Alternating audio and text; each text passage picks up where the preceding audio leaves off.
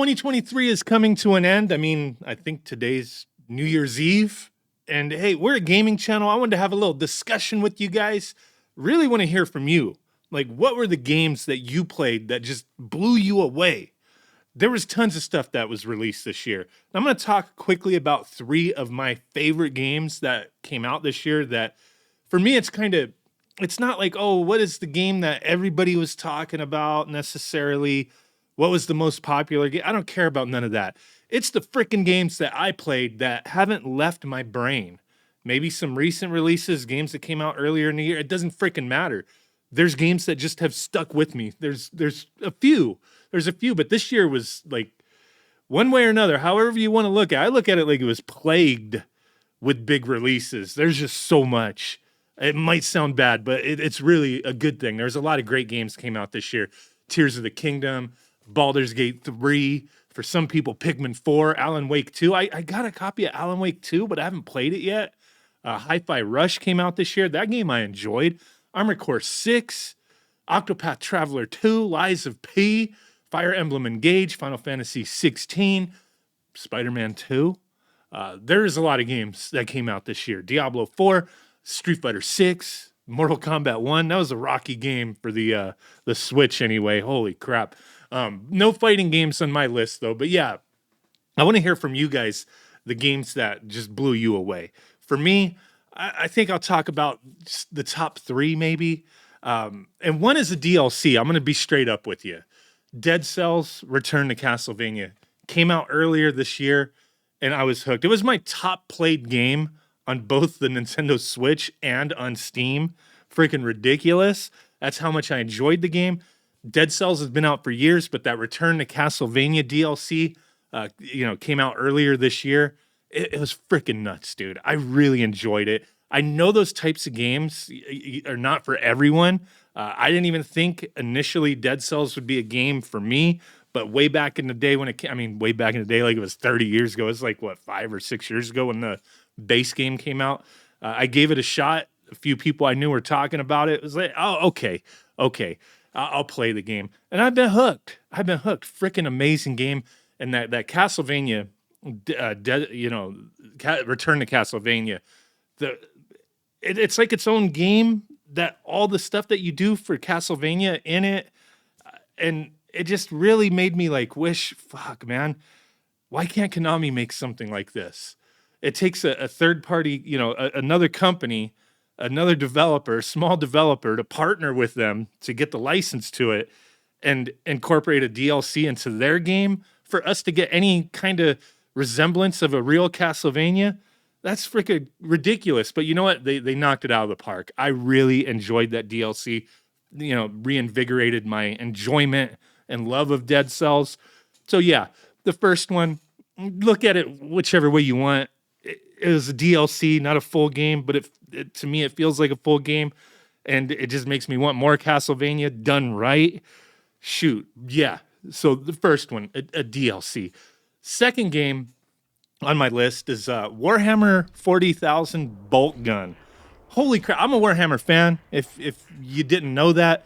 Old school fantasy, freaking 40K, all that kind of stuff, and then the newer stuff that's come out as far as the tabletop game goes, but the video games have kind of been hit and miss for me. Like, I've never really been big into Warhammer video games. Like, I'm looking forward to Space Marine 2, whenever the hell that's supposed to come out. But Bolt Gun, oh my God.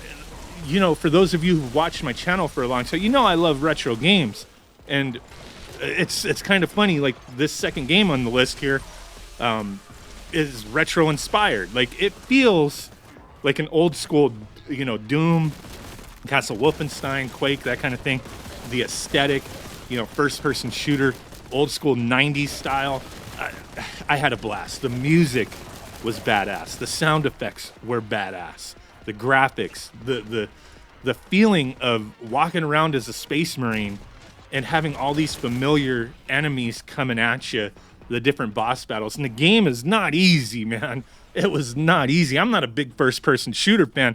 I don't really do too much content on first-person shooters because I'm just not good at them. Not modern-day ones, anyway. But these old-school games, man, it brings me back. And Bolt Gun just the brutality behind it, the retro-inspired gameplay and graphics, the feel of like, hey, this actually feels like it's a Warhammer game. Like, you know, the license. It was great. Really enjoyed it. Now, my third on the list may not like. It's probably a very popular game for people on their lists, and that's Super Mario Brothers Wonder. All these games, like they have their pros and cons that I've talked about, and even Super Mario Brothers Wonder. But I was very skeptical, especially when I played that demo at Target. I had my concerns, and you know what? It's kind of washed away when I got the final game. I played through the entire game, you know, via live stream on my channel, and it's just a game that I'm like, I've been playing it like every couple days. I just start playing it again. And that's kind of how all these games are. Bolt Gun, the same thing. I just keep going back to it. You know, Dead Cells Return to Castlevania, I just keep going back to it.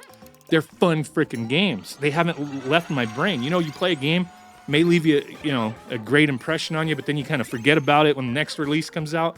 These games have just like stuck in my head. Like they were just such an amazing experience. And time playing them.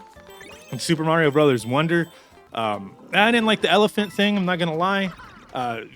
Going back to Bolt Gun, my one negative with that is playing it on the Switch. There's quite a bit of loading. So yeah, pros and cons with everything. As far as my feelings, may not be the same for all of you guys. Like Super Mario Brothers Wonder, I don't care for the stupid elephant, but the overall gameplay, the look of everything, the feel was great. Such a smooth experience.